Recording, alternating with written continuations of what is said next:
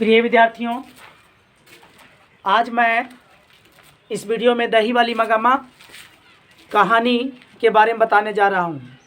तो देखिए, सबसे पहले जो होगा लेखक परिचय दे देते हैं, उसके बाद जो है क्या कहानी है, कहानी के बारे में सुन लीजिएगा। दही वाली मगम्मा। दही वाली मगम्मा। मगम्मा। दही वाली मगम्मा के लेखक जो हैं, लेखक श्रीनिवास जी हैं। श्रीनिवास जी। दही वाली मगम्मा कहानी के जो लेखक हैं श्रीनिवास जी हैं। इनका जन्म जो हुआ था, जन्म 6 जून 1891 में हुआ था। 6 जून 1891 में। और इनका जो जन्म स्थान है,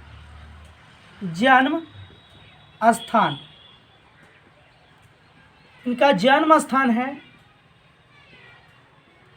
कोलार,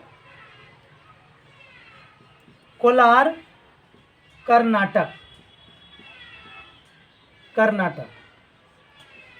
की दही वाली मगम्मा ये कहानी है।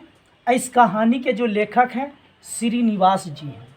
श्रीनिवास जी का जन्म 6 जून 1891 में हुआ था, है ना।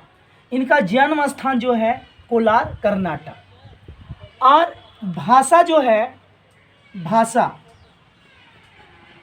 भाषा जो है कन्नड़ भाषा है। ये कहानी जो है ये कन्नड़ भाषा में लिखी गई थी। और इसके अनुवादक जो व्यक्ति थे, अनुवाद करने वाले, अनुवादक जो हिंदी में अनुवाद किए थे, इसका नाम है B.R.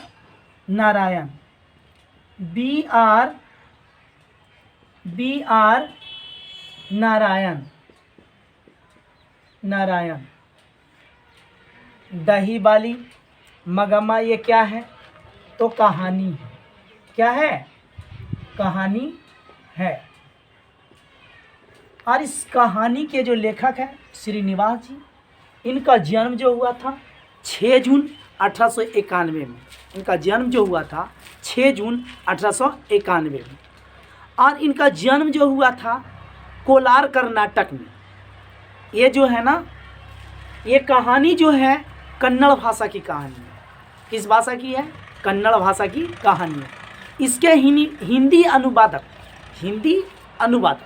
जो थे, उनका नाम है B.R.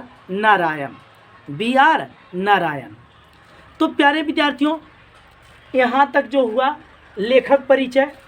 और आगे देखिए कि आखिर क्या है ये कहानी का मज़ा, क्या है ना। एकदम 10 मिनट में पूरी वीडियो देखें और पूरा क्वेश्चन जो है ना एकदम समझ में आ जाएगा। देखिए, इसको हम मिटा देते हैं।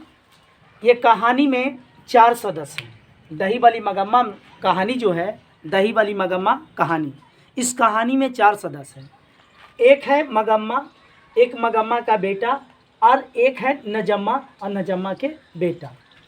देखिए इसमें क्या है, मगम्मा जो है एक विधवा औरत है। कैसा औरत है? विधवा औरत। इनके पति जो है मर गए हैं।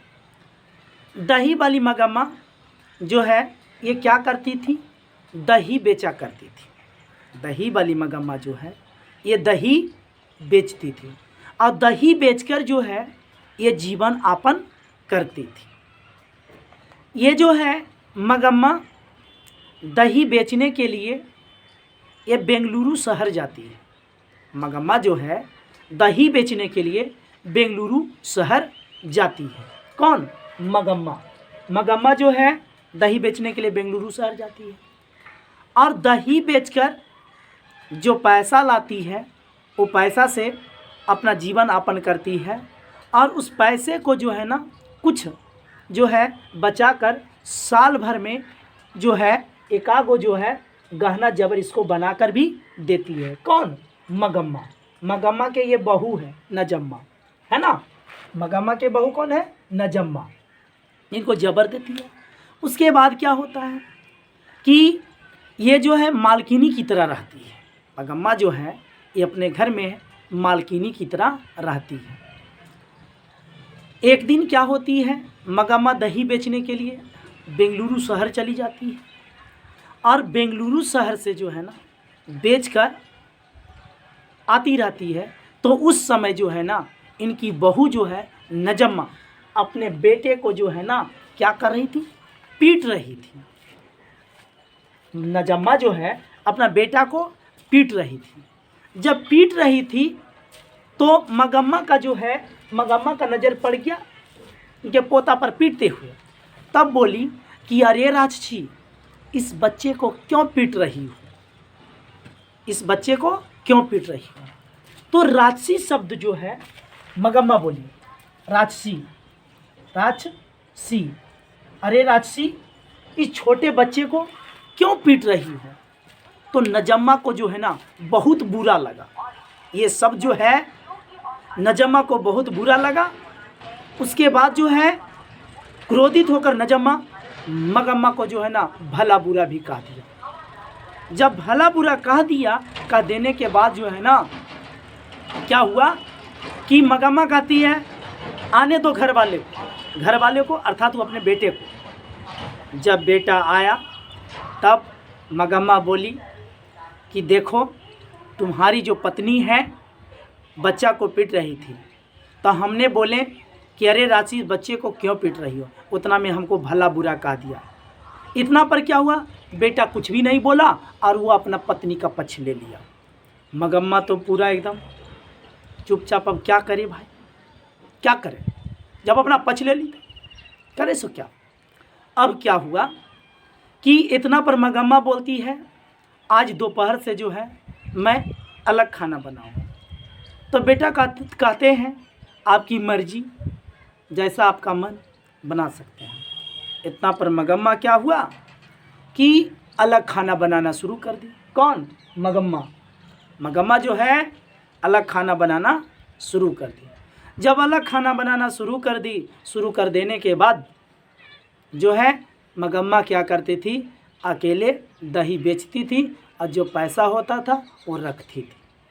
क्या हुई, जब अकेले रहने लगी इनके पास पैसा संगरने लगा। क्या होता है, मगम्मा जाती है दही बेचने के लिए और जो इनसे दही लेती थी उनको ये कहती थी, मगम्मा कहती थी माँ जी। क्या कहती थी? माँ जी कहती थी। मगम्मा जो है जो इनसे दही लेती थी उनको बोलती थी माँ जी। तो माँ जी इनसे दही लेते। उसके बाद क्या होता था कि उनसे जब मगम्मा देखी माँ जी को, एगो जो है मखमल का ब्लाउज, मखमल का ब्लाउज,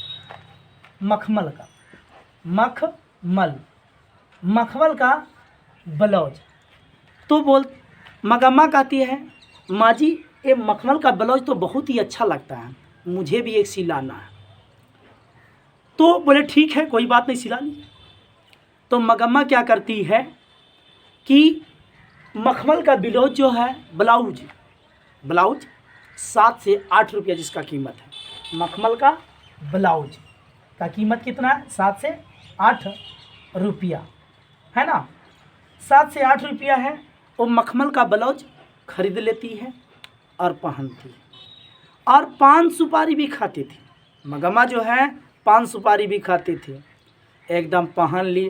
पहनने के बाद जब आई घर तब उनकी बहू जो थी ताना मारती है कि अरे धैले न रहो, है ना, पूरा ताना मारती थी कि बुढ़िया भी तो एकदम पूरा सिंगार पटार करने लगी है, जवान हो गई है। इतना पर कहने के बावजूद भी फिर भी मगम्मा बेचारी रहती थी। उसके बाद में क्या हुआ कि फिर भी अकेले खाना बनाती थी, अकेले दही बेचती थी। अब दही बेचने के लिए जा रही थी तो मगम्मा के गांव के एक जुआरी लड़का जिनका नाम था रंगप्पा, जिनका नाम क्या था? रंगप्पा, है ना, रंगप्पा। मगम्मा के गांव के जुआरी लड़का मगम्मा के गांव का नाम क्या है? वेंकटपुर। क्या नाम है? वेंकटपुर।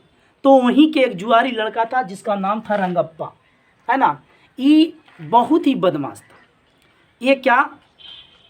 ये जो है ना मगम्मा से कर्ज मांगती थी, क्योंकि उसको पता हो गया था कि ये जो है ना अब बेटे और बहू से अलग रहती है, इसके पास पैसा होगा।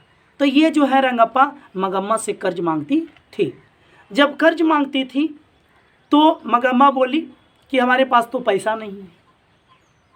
फिर भी क्या की, एक दिन तो चली गई, दूसरी दिन भी रास्ते में एक अमराई का कुआं मिलता था। अमराई का कुआं, कौन कुआं?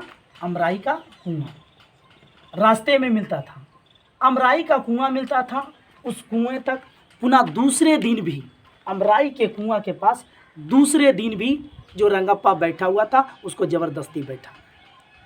इतना कहने पर जो है बैठ गया मगम्मा। उसके बाद जो है वहाँ से फिर चला बेंगलुरु शहर। वहाँ गई तो जो उस समय उसके पास पैसा था, वो जो इनसे दही लेती थी उनको बोले, माँ जी मेरे पास पैसा है, इसको रखवा दीजिए, नहीं तो जो है ना रंगप्पा हमसे छीन भी सकता है, क्योंकि वो बहुत जुआरी है, क्योंकि वो ज़बरदस्ती हमको आज बैठा ली। इतना कहने पर जो है क्या की कि अच्छा, वो जो माँ थी जिनको माँ बोलती थी को बोले अच्छा ठीक है, हम घर वाले से पूछकर आपको जमा करवा देंगे आपके राशि। बोले ठीक है। बस इतना पर ये बात हुआ। उसके बाद क्या होती है कि पैसा जो है उसको, उसके पास जो पैसा रखती थी जो पैसा को, उस पैसा से क्या किया, कुछ मिठाई खरीद ली। और मिठाई खरीद कर क्या हुआ, घर ले आ रही थी। तो उस समय जो है क्या हुआ कि घर आई, आने के बाद जो है ये मिठाई जो है ना चुप्पे से अपने पोता को दे देते थे। कौन दे देती थी? मगम्मा जो है चुप्पे से देता था। अरे बेटा आ जाओ जरा खा लो, है ना। एकदम चुपचाप उसको क्या करती थी, दे देती थी एकदम। ये जो है ना ये पोता, इसको जब दे देती थी, दे देने के बाद में एकदम पूरी तरह से बेटा जो था, सॉरी पोता जो था, एकदम दादी का बात एकदम सुनता था। क्या हुआ, घर में देखा तो दिन प्रतिदिन बेटा तो ऐसा ही, मगम्मा के बेटा जो है ये नकम्मा, ये कोई काम के नहीं था, तो घर में पैसा रहे कहाँ। अब इनकी बहू जो है बोली कि अजी जी आप अपना मम्मी के जो है ना किसी तरह से मना लीजिए। बोले ऐसे कैसे होगा? बोले हाँ हो जाएगा, है ना।